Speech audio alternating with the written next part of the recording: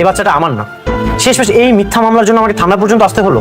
স্বাগতম গরিব ঘরের রাজপুত্র নাটকের ১৯তম পর্বে। গাইস, একটা কথা ভেবেছেন? দেখতে দেখতে গরিব ঘরের রাজপুত্র নাটকের ১৮টি পর্ব শেষ হয়ে গেছে। ইতিমধ্যেই আপলোড হতে চলছে ১৯তম পর্ব। আর সবগুলো নাটক আপলোড হয়েছে কারোহীন ইউটিউব চ্যানেলে। ১৯তম পর্ব কবে কখন আপলোড হবে জানিয়ে দেওয়া হবে এই ভিডিওর মাধ্যমে। ততক্ষণ পর্যন্ত আমাদের ভিডিওর সঙ্গেই থাকুন। এখন প্রশ্ন দিয়ে শুরু করা যাক। কে কোন জেলা থেকে আমাদের ভিডিওগুলো দেখতেছেন তারা অবশ্যই কমেন্ট করে জানাবেন। হে, একটি কথা, আমাদের এই চ্যানেলে আপনি নতুন হয়ে থাকলে সাবস্ক্রাইব করতে ভুলবেন না। কিন্তু বর্তমানে ইউটিউবে ট্রেন্ডিং কাঁপানো নাটকের মধ্যে গরিব ঘরের রাজপুত্র নাটক আবার মন কেড়ে নিয়েছে। প্রত্যেকটা পর্বেই রয়েছে নতুন নতুন ধামাকা। বন্ধুরা, আপনারা ইতিমধ্যেই দেখেছেন অনেক ভীষণ চাপের মধ্যে পড়ে গেছে।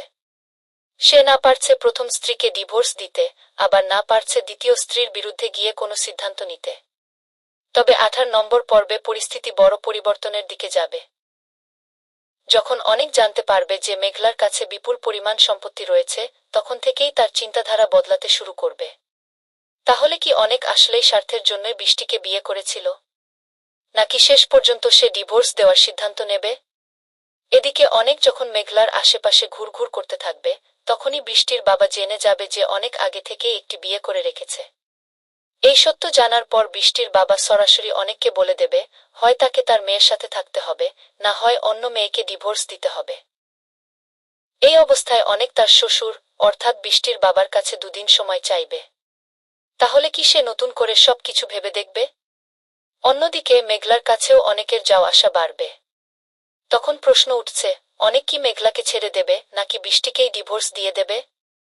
বন্ধুরা, ১৮ নম্বর পর্বে এমনই নাটকীয় সব দৃশ্য দেখতে চলেছেন আপনারা।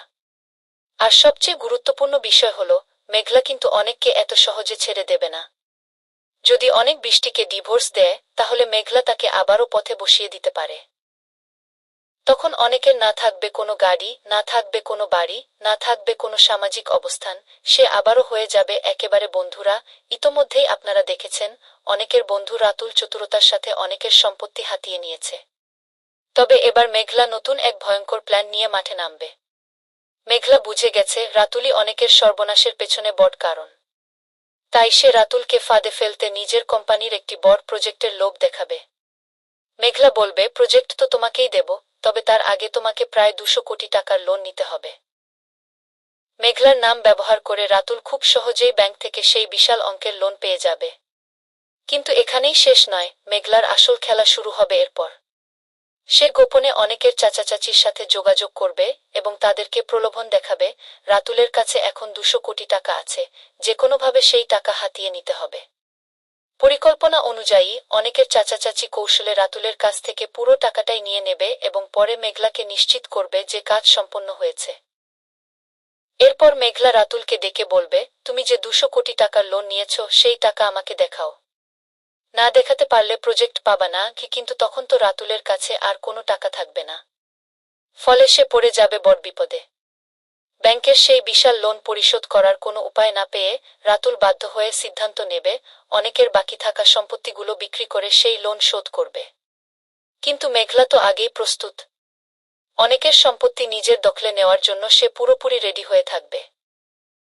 এদিকে নাটকের ১৮ নম্বর পর্বে দেখা যাবে আরও চমকপ্রদ কিছু ঘটনা। অফিসে এসে অনেকেই মেঘলার সন্তানের ব্যাপারে নানা প্রশ্ন তুলবে। কিন্তু আসল প্রশ্ন হলো, মেঘলা নিজেই কি জানে এই সন্তানের বাবাকে?